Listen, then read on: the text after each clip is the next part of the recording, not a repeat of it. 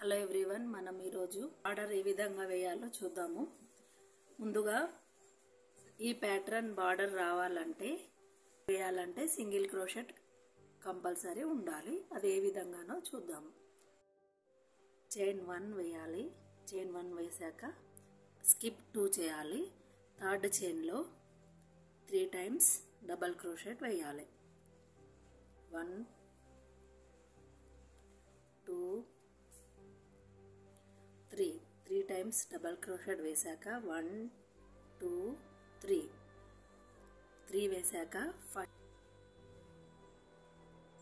Slip stitch అనేది వేయాలి.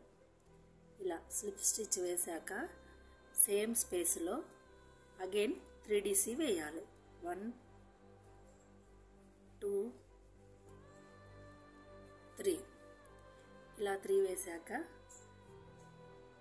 Skip 2 చేయాలి. 1 2 చేసి థర్డ్ చైన్లో సింగిల్ క్రోషెట్ అనేది వేయాలి.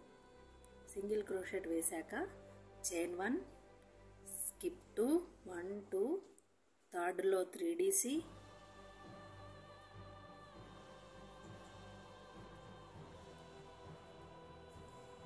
కంటిన్యూగా చైన్ 3 1 2 3 1లో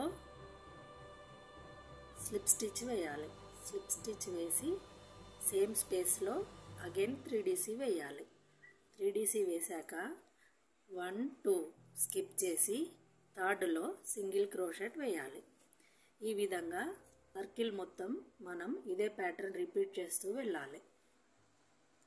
ఈ విధంగా సర్కిల్ చుట్టూ బార్డర్ అనేది వేసుకుంటూ వెళ్ళాలి.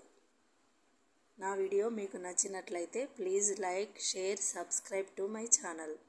Thanks for watching my video.